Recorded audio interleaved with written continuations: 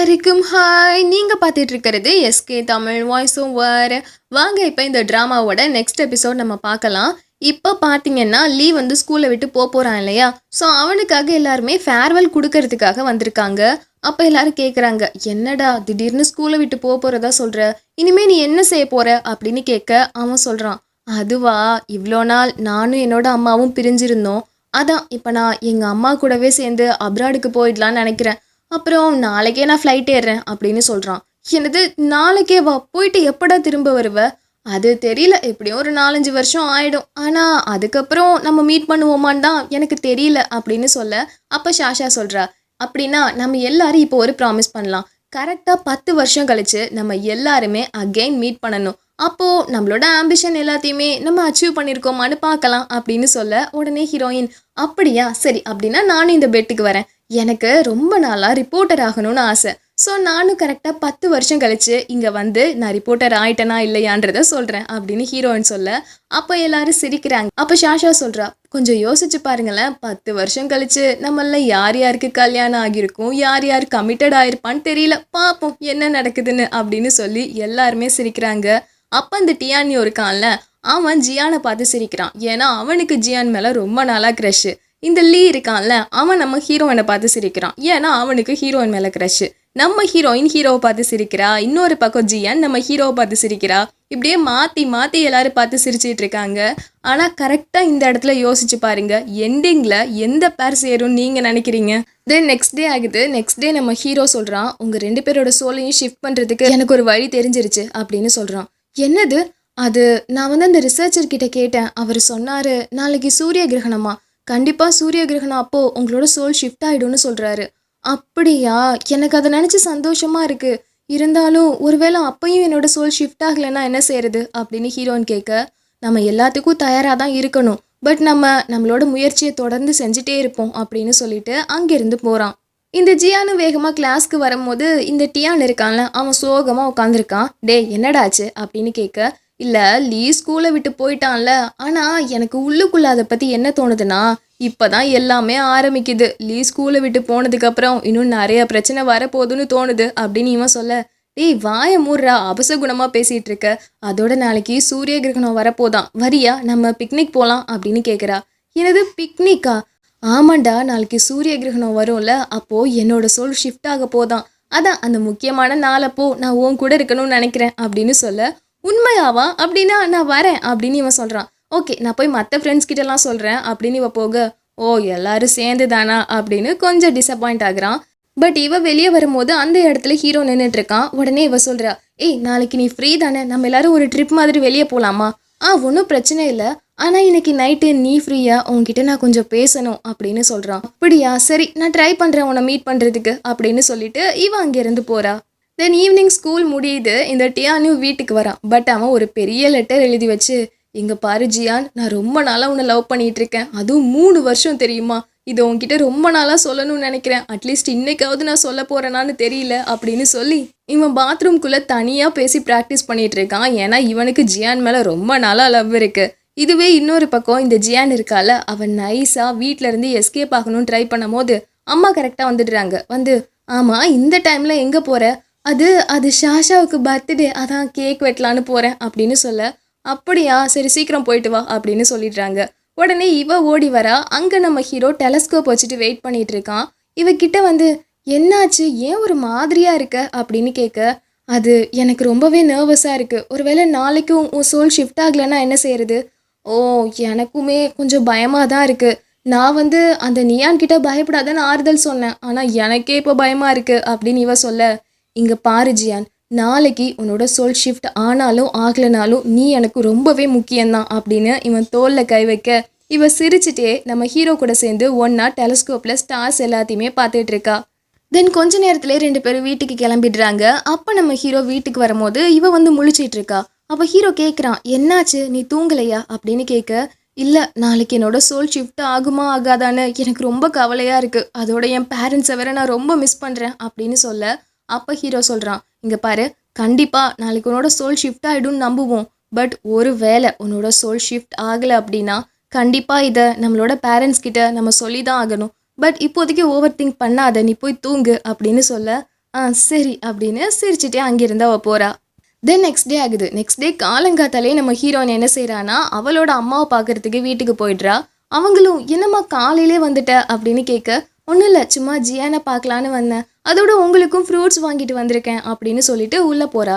உடனே ஜியான் வந்து, என்னடி காலங்காத்தாலே வந்துட்ட அப்படின்னு கேட்க, அது எங்கள் அம்மாவை எனக்கு பார்க்கணும் போல இருந்ததுடி, அதனால தாண்டி நான் வந்தேன் அப்படின்னு இவ சொல்ல, ஓ எனக்கு கூட உங்கள் அம்மாவை நான் மிஸ் பண்ணுவோன்னு ரொம்ப கவலையாக இருக்குது அப்படின்னு சொல்லிட்டு அப்படியே அவள் போய் ஹீரோயினோட அம்மாவை ஹக் பண்ணிக்கிறா.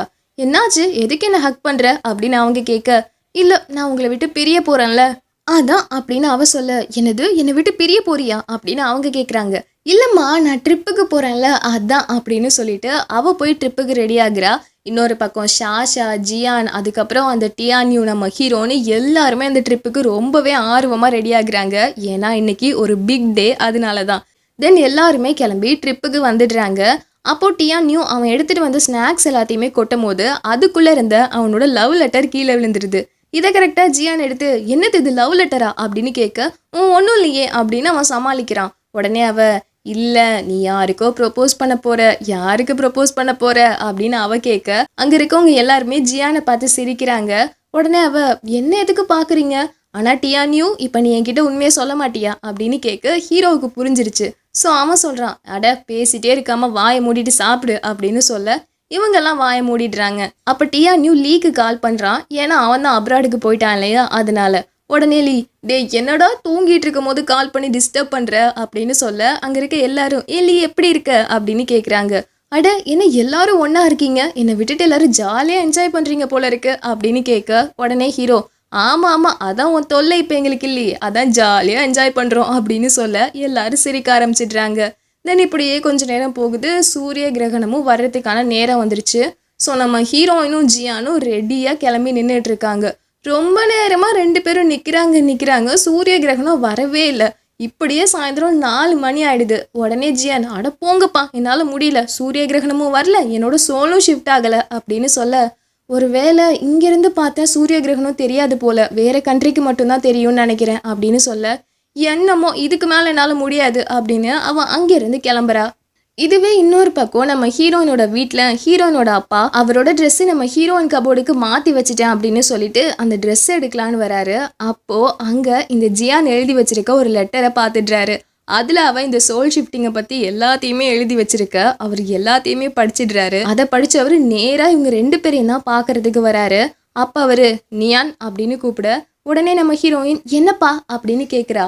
டக்குன்னு 2 பேரும் முழிச்சிட்டு, அது என்னப்பா அப்படின்னு இந்த ஜியான் கேட்கும் போது, நடிப்பை நிறுத்துறீங்களா, உங்கள் சோல் ஷிஃப்டான விஷயத்த எதுக்கு இவ்வளோ நாளாக மறைச்சிங்க, எனக்கு எல்லாமே தெரிஞ்சிருச்சு அப்படின்னு சொல்லிட்டு அந்த பேப்பரை தூக்கி போடுறாரு. உடனே இவங்க சொச்சோ மாட்டிக்கிட்டோமா அப்படின்னு யோசிக்கும் போது, சரி சொல்லுங்க எதுக்கு சோல் ஷிஃப்டான விஷயத்த சொல்லவே இல்லை, நான் எவ்வளோ பயந்து போயிட்டேன் தெரியுமா இது தெரிஞ்ச உடனே அப்படின்னு அவர் சொல்ல, அதே தான்ப்பா எங்களுக்கும், முதல்ல எங்களுக்கே என்ன செய்யறதுன்னு தெரியல, ரொம்ப பயந்து போயிட்டோம், அதனால தான் உங்கள்கிட்ட சொல்லலைப்பா. சரி இது ஜியானோட அப்பா அம்மாவுக்கு தெரியுமா? இல்லை அவங்களுக்கு தெரியாது, ஆனால் ஜியானோட அண்ணனுக்கு தெரியும். ஐயோ நீங்கள் என்ன பண்ணிட்டு இருக்கீங்க, இந்த விஷயத்த நீங்கள் முன்னாடியே சொல்ல மாட்டீங்களா, இப்போ எப்படி இந்த விஷயத்த உங்கள் அம்மா கிட்ட நான் சொல்ல போகிறேன் அப்படின்னு கேட்க, அப்பா அம்மா கிட்ட சொல்லாதீங்க, அம்மா இப்போ தான் உடம்பு சரியாகி வீட்டுக்கு வந்திருக்காங்க, அதுக்கப்புறம் அவங்களுக்கு மறுபடியும் உடம்பு சரியில்லாமல் போயிடும்ப்பா அப்படின்னு சொல்ல, இருங்க உங்களுக்கு அப்புறம் இருக்கு அப்படின்னு சொல்லிட்டு அவர் வீட்டுக்கு கூப்பிட்டுட்டு போறாரு. அப்போ நம்ம ஹீரோயினும் இந்த ஜியானும் ரூம்குள்ளே வந்துட்டு, இப்போ என்ன செய்யுது, நம்ம சோல் ஷிஃப்டான விஷயம் எங்கள் அப்பாவுக்கு தெரிஞ்சிருச்சு, எங்கள் அம்மாவுக்கு மட்டும் இந்த விஷயம் தெரிஞ்சுது, அதோட அவ்வளோதான் அப்படின்னு சொல்லும் போதே கரெக்டாக அந்த இடத்துக்கு நம்ம ஹீரோயினோட அம்மா வந்து எல்லாத்தையுமே காதில் வாங்கிடுறாங்க. அதுக்கப்புறமா ஹீரோயினோட அப்பா கிட்ட எல்லா விஷயத்தையும் கேட்டு தெரிஞ்சுக்க அவங்களால நம்பவே முடியல. நீங்கள் என்ன சொல்கிறீங்க, அது எப்படி இவங்க 2 பேரோட ஆத்மாவும் மாறி போயிருக்கும், என்னால் நம்பவே முடியல அப்படின்னு சொல்ல, அம்மா என்னாலையும் ஸ்டார்டிங்கில் நம்ப முடியல, நான் இதை கனவுன்னு நினச்சேன், ஆனால் அதுக்கப்புறமா தான் தெரிஞ்சுது அப்படின்னு சொல்கிறா. உடனே அவங்க அம்மா, இதை இப்படியே விடக்கூடாது, இது சரி பண்ணணும், வாங்க சீக்கிரமாக ஹாஸ்பிட்டல் போகலாம் வாங்க அப்படின்னு கூப்பிட, அம்மா நிறுத்துங்கம்மா அப்படின்னு இவ சொல்கிறா. உடனே ஹீரோனோட அப்பாவும், நீ என்ன பண்ணிட்டு இருக்க, ஹாஸ்பிட்டலுக்கெல்லாம் போனால் இந்த விஷயம் கண்டிப்பாக சரியாகாது, முதல்ல இந்த விஷயத்த ஜியானோட அப்பா அம்மா கிட்ட சொல்லணும் அப்படின்னு அவங்கள கூப்பிட்டுட்டு வந்து இந்த விஷயத்த சொல்ல, என்னங்க சொல்கிறீங்க, என்ன ஜோக் பண்ணுறீங்களா அப்படின்னு அவங்க கேட்க, இல்லை எங்களுக்கு புரியுது, ஆரம்பத்தில் எங்களாலேயும் இந்த விஷயத்த நம்ப முடியல, பட் இதை நம்பி தான் ஆகணும், இவங்க 2 பேரோட சோலும் ஷிஃப்ட் ஆயிடுச்சு அப்படின்னு சொல்ல அவங்க நம்பவே மாட்றாங்க. உடனே ஹீரோவும் சொல்கிறான், ஆமாம் அவங்க சோல் ஷிஃப்ட் ஆயிடுச்சு. என்னது, உண்மையாவா? அது எப்படி நடந்தது? அது எங்களுக்கும் தெரியல அப்படின்னு இவங்க சொல்ல அப்போ ஹீரோ சொல்கிறான், கவலைப்படாதீங்க, நான் இது சம்மந்தமாக ஒரு ரிசர்ச்சர் கிட்ட பேசிகிட்டு இருக்கேன். அவர் இவங்க 2 பேரும் சீக்கிரமாகவே பழைய மாதிரி மாறிடுறதா சொல்லியிருக்காரு. ஸோ நம்பிக்கையோடு இருங்க அப்படின்னு சொல்லி அப்போதைக்கு அவங்கள அமைதிப்படுத்துகிறான்.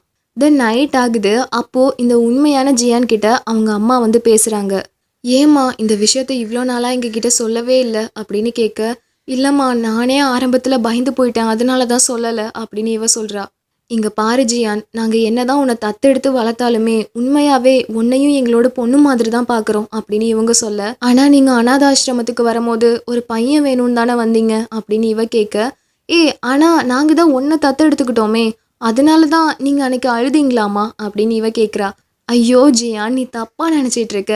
உன்னை அடாப்ட் பண்ணதுக்கு அப்புறம் நீ வீட்டுக்கு வந்தில்ல, அப்போது நீ என்னை ஃபஸ்ட் டைமாக அம்மானு கூப்பிட்ட. அதை கேட்ட உடனே எனக்கு ரொம்ப எமோஷன் ஆகி அதனால தான் நான் அழுதனே தவிர வேறு எந்த ரீசனும் கிடையாதுமா, எனக்கு ஒன்று ரொம்ப பிடிக்குமா அப்படின்னு சொல்லி பேசுகிறாங்க. இன்னொரு பக்கம் ஹீரோயினோட அம்மா இருக்காங்கல்ல, அவங்க இந்த சோல் ஷிஃப்டான விஷயத்தை பற்றி யோசித்து ரொம்ப குழப்பத்தில் இருக்காங்க.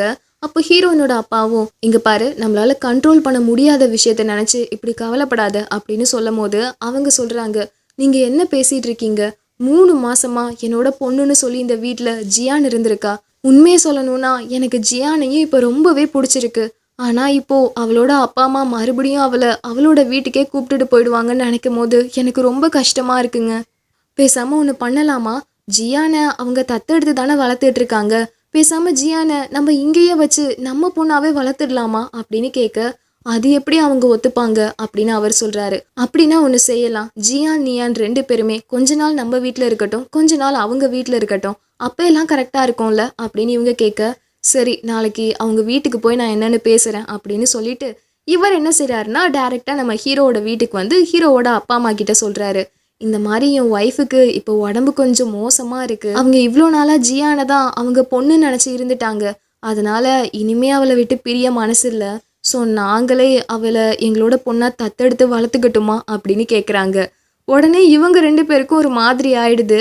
பட் அப்பா அவங்க, நீங்கள் கேட்குறது எனக்கு புரியுது, பட் இதுக்கு எங்களால் எந்த பதிலும் சொல்ல முடியாது.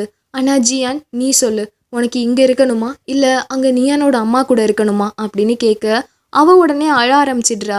அப்பா அவங்க, எனக்கு புரியுது ஜியான், இங்கே நாங்கள் 2 பேரும் உனக்கு கொஞ்சம் கூட டைம் ஸ்பெண்ட் பண்ணவே இல்லை, ஆனால் அங்கே நீ அவங்க கூட ரொம்ப சந்தோஷமாக இருந்தல்ல, எனக்கு புரியுது, அதனால உன் மனசுக்கு என்ன தோணுதோ அது வெளிப்படையாக சொல்லுமா அப்படின்னு கேட்குறாங்க. அப்பாவை அழுதுட்டு, ஆமாம் எனக்கு முதல்ல நியானோட அப்பா அம்மாவை ரொம்ப பிடிச்சிருந்தது, நான் அங்கேயே இருக்கணும்னு நினச்சேன்தான், ஆனால் எனக்கு இப்போ அப்படி தோணவே இல்லை, எனக்கு உங்கள் கூட இருக்கணும்னு தான் தோணுது, நான் உங்களை ரொம்ப மிஸ் பண்ணுறேன் அப்படின்னு சொல்கிறா. இவங்களுக்கு அதை கேட்டு சந்தோஷமா இருக்கு. பட் அப்பாவை என்ன சொல்றானா, நியானோட அம்மாவுக்கு இப்போ ரொம்ப உடம்பு சரியில்லை, அதனால இப்போதைக்கு நான் கொஞ்ச நாள் மட்டும் நியானோட அம்மா கூட இருந்துட்டு அப்புறம் திரும்ப வந்து இங்கே இருந்துடுறேன் அப்படின்னு சொல்றா. உடனே அவங்களும் யோசிச்சுட்டு, சரி அப்படின்னா நீ ட்ரெஸ் எடுத்துட்டு கிளம்பு அப்படின்னு சொல்றாங்க. ஓகேன்னு இவளும் ட்ரெஸ் எல்லாம் பேக் பண்ணிட்டு கிளம்பும் போது அப்பதான் ஹீரோ வரான். அவன் வந்து, நீ எங்க போற அப்படின்னு கேட்க, அது நான் நியானோட வீட்டுக்கு போறேன். எது, நியானோட வீட்டுக்கு போறியா? அதெல்லாம் போவேனா அப்படின்னு எல்லாத்தையுமே கீழே தள்ளி விட்டுடுறான். டேய் உனக்கு என்ன பைத்தியம் பிடிச்சிருச்சா அப்படின்னு இவ எல்லாத்தையும் எடுத்துட்டு கிளம்பும் போது, என்ன பண்ணிட்டு இருக்க, உனக்கு கொஞ்சம் கூட நன்றியே கிடையாதா? உன்னை ஆசிரமத்துல இருந்து நான் தான் இங்க கூப்பிட்டுட்டு வந்து இவ்வளோ வருஷமா வச்சு பாதுகாத்துட்டு இருக்கேன். இப்போ என்னன்னா நீ கொஞ்ச நாள் அங்க போய் சந்தோஷமா இருந்த உடனே எங்களெல்லாம் விட்டுட்டு அப்படியே இந்த நியான் வீட்டுக்கே போறேன்ற, உனக்கு கொஞ்சம் கூட நன்றி இல்லையா அப்படின்னு சொல்லி கத்திடுறான். உடனே இவ அப்படியே கண்ணெல்லாம் கலங்கி போய், நீ என்ன பேசுற, இவ்வளோ கேவலமா என்னை பத்தி நீ நினைச்சிட்டு இருக்கியா அப்படின்னு சொல்லி அழுதுட்டே அங்கிருந்து ஓடிடுறா. அப்போ ஹீரோவோட அம்மா திட்டுறாங்க, என்னடா பேசிட்டு இருக்க, அவ ஒன்றும் ஒரேடியா நம்மளை விட்டு போகல, அவ கொஞ்ச நாள் அங்கே போய் தங்குறேன்னு தான் கிளம்புனா, அதுக்குள்ள ஏதேதோ பேசுற அப்படின்னு கேட்க, எனது கொஞ்ச நாளைக்கு தானா, ஐயோ இது தெரியாம ஏதோ பேசிட்டானே அப்படின்னு சொல்லிட்டு உடனே நம்ம ஹீரோவும் ஹீரோயினும் அந்த ஜியானை துரத்திட்டு பின்னாடியே ஓடுறாங்க. அப்போ நம்ம ஹீரோயின் கீழே விழுந்துடுறா. அதை நம்ம ஹீரோ கண்டுக்கவே இல்லை, ஜியானை பார்த்துட்டு தான் ஓடுறான். இதை இவ பார்க்குறாளா, இவளுக்கு ஒரு மாதிரி ஆயிடுது. அதுக்கப்புறமா இவ பின்னாடியே போறா. அப்போ நம்ம ஹீரோ, ஜியான் என்னை மன்னிச்சிரு, நீ ஒரேடியா உங்க வீட்டுக்கு போறேன்னு நினச்சிதான் அப்படி பேசிட்டேன், சாரி அப்படின்னு சொல்லி கை கொடுக்க, அவளும் அழுதுட்டே திரும்ப நம்ம ஹீரோவுக்கு கை கொடுக்குறாளா. அப்போதான் நம்ம ஹீரோயினுக்கு புரியுது, இவங்க 2 பேரும் பாண்டுக்கு நடுவுல நம்மளால எதுவுமே பண்ண முடியாது. என்ன செஞ்சாலுமே இவனுக்கு எப்போதுமே ஜியான் தான் முக்கியம் அப்படின்னு புரிஞ்சுக்கிட்டு, நான் இந்த உடம்புக்குள்ள வந்திருக்கவே கூடாது அப்படின்னு அவன் நினைக்கிற செகண்ட்ல சீன் கட் ஆகுது. சீனை இப்போ ஓப்பன் பண்ணா நம்ம ஹீரோ, ஹீரோயின் ஜியான் 3 பேருமே இப்போ பெட்ல இருந்து தூங்கி முழிக்கிறாங்க. 3 பேருக்கும் ஒன்றும் புரியல. அப்படியே சுற்றி சுற்றி மேலே பார்த்துட்டு இருக்காங்க. அப்போ நம்ம ஹீரோ ஃபோனை பார்க்குறான். இன்னைக்கு தான் செப்டம்பர் 15. ஆக்சுவலி இந்த டேட்டில் தான் நம்ம ஹீரோயினும் ஜியானும் சோல் ஷிஃப்ட் ஆகியிருப்பாங்க. ஸோ இது இப்போ ஹீரோவுக்கு தெரிஞ்ச உடனே வேகமாக ஜியானோட ரூமுக்கு ஓடி வந்து ஜியான் அப்படின்னு கூப்பிட, டே என்னடா நினச்சிட்டு இருக்க, நான் இப்போ தானடா தூங்கி முழிச்சேன், அதுக்குள்ளே எதுக்குடா கத்துற, போடா வெளியே அப்படின்னு சொல்லி திட்டி அனுப்பி விட்டுடுறா. இதுலயே ஹீரோவுக்கு புரிஞ்சிருது அப்போ உள்ள இருக்கிறது ஜியான் தான் அப்படின்னு சொல்லிட்டு. அப்போ ஹீரோ யோசிக்கிறான், அப்படின்னா இவ்வளோ நேரம் நமக்கு நடந்தது எல்லாம் ஒரு கனவு தானா அப்படின்னு யோசிக்கிறான். இன்னொரு பக்கம் உண்மையாவே இப்போ நம்ம ஹீரோனோட உடம்புக்குள்ள அவங்க ஆன்மா போயிடுச்சு. பட் அவளுக்கு புரியல, என்ன செப்டம்பர் 15ன்னு இருக்கு, அப்படின்னா இவ்வளோ நேரம் நடந்தது எல்லாமே கனவு தானா அப்படின்னு யோசிக்கும் போது அப்போ அவளோட அம்மா பாசமா வந்து, என்னம்மா இன்னும் நீ ஸ்கூலுக்கு கிளம்பலையா, சீக்கிரம் ட்ரெஸ் போட்டுட்டு கிளம்பு, இன்னைக்கு உனக்கு ஸ்பீச் காம்படிஷன் இருக்குல்ல, கிளம்பு கிளம்பு அப்படின்னு சொல்ல, என்னமோ எப்படியோ நம்ம அம்மா கூட நம்ம வந்து சேர்ந்துட்டோம் அப்படின்னு சொல்லி இவ சந்தோஷமா ட்ரெஸ் போட்டுட்டு ஸ்கூலுக்கு கிளம்பி வரா. இன்னொரு பக்கம் நம்ம ஹீரோவும் அந்த ஜியானும் 2 பேரும் சந்தோஷமா கிளம்பி ஸ்கூலுக்கு வராங்க.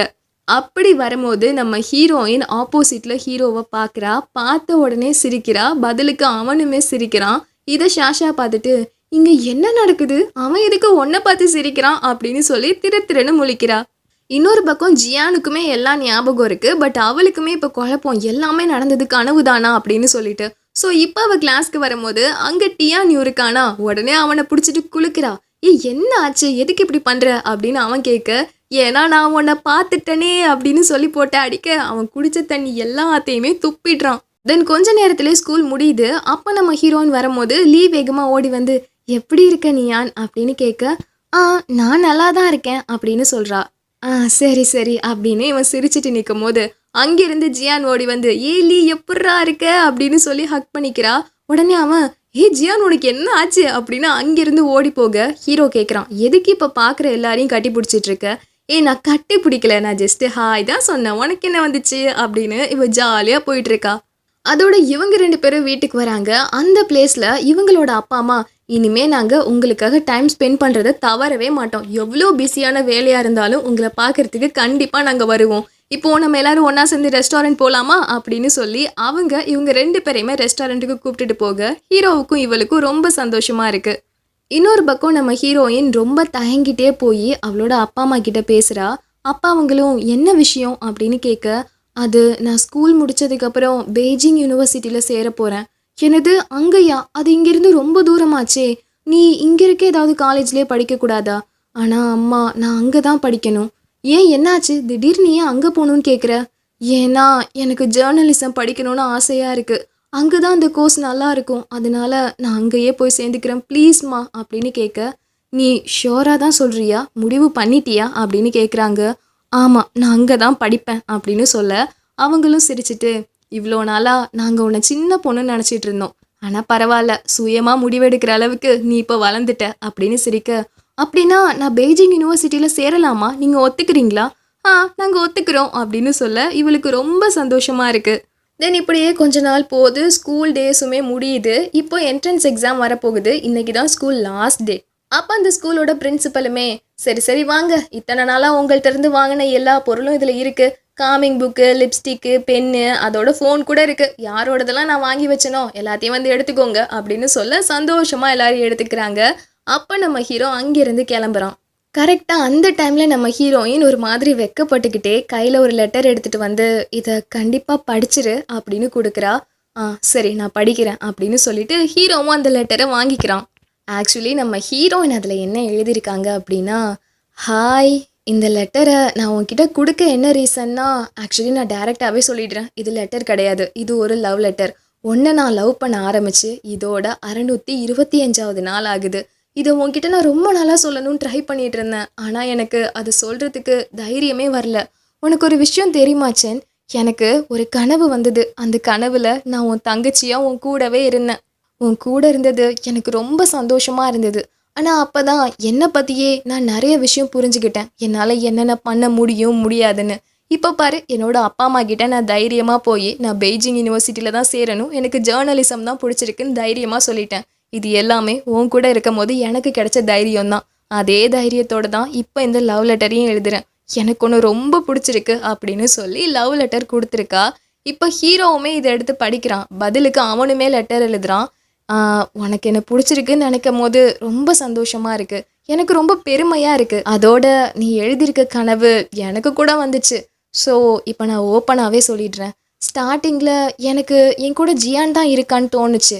ஆனால் அப்போ திடீர்னு பார்த்தேன், அவன் நடந்துக்கிறதுல ரொம்ப வித்தியாசம் இருந்தது. அப்போ தான் தெரிஞ்சது என் கூட இருக்கிறது என் தங்கச்சி ஜியான் கிடையாது, நீ தான்னு. ஆனால் உண்மையை சொல்லணும்னா ஒரு பாயிண்ட் ஆஃப் வியூவில் உன்னை என் தங்கச்சியாக பார்க்குறது கூட எனக்கு ரொம்ப பிடிச்சிருந்தது. ஆனால் என்னை மன்னிச்சிரு நியான், நான் உன்னை லவ் பண்ணவே இல்லை. எனக்கு புரியுது நான் இந்த மாதிரி ரிஜெக்ட் பண்ணுறது உனக்கு கஷ்டமாக தான் இருக்கும்னு. ஆனால் நான் இப்போ ஓப்பனாக சொல்கிறேன், எனக்கு இந்த உலகத்திலேயே ரொம்ப முக்கியமான ஆளுனா அது ஜியான் மட்டும்தான். அவளை நான் ஃபர்ஸ்ட் டைம் அனாத ஆசிரமத்தில் பார்த்தேன். அப்போ அவள் என் கையை பிடிச்சி 100 வருஷம் நம்ம 2 பேரும் இதே மாதிரி பெஸ்ட் ஃப்ரெண்டாக இருப்போம்னு சொல்லி ப்ராமிஸ் பண்ணான்.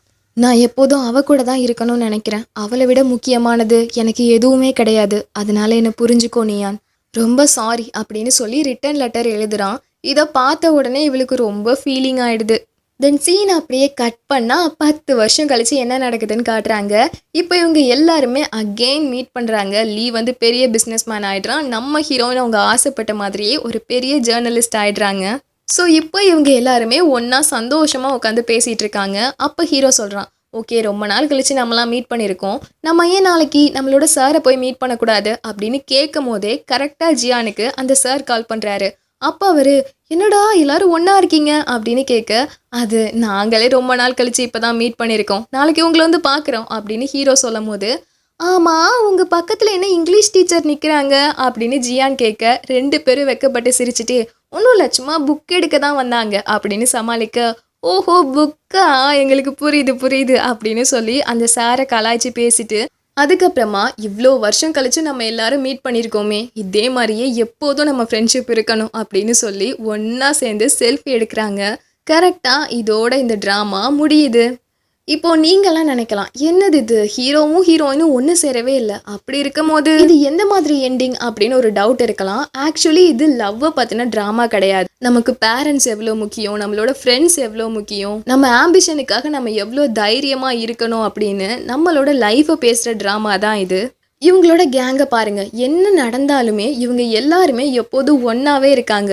ஸோ இதுவே இவங்களோட ஒரு பெரிய வெற்றி தான். ஸோ இந்த ட்ராமாவுக்கு கிடைச்சிருக்கிறதும் ஒரு ஹாப்பியான எண்டிங் தான். ஏன்னா நம்ம லைஃப்பில் நம்ம லவ் கிடைக்கதோ இல்லையோ அதெல்லாம் செகண்டரி தான். நம்மளை நம்புகிற, நமக்கு சப்போர்ட் பண்ணுற ஒரு 4 பேர் கூட இருக்காங்கன்னா அதை விட பெரிய விஷயம் ஏதாவது இருக்கா? நீங்களே சொல்லுங்கள். ஓகே, இதே மாதிரி வேறு ஏதாவது ஒரு நல்ல ட்ராமாவில் பார்க்கலாம். பாய்.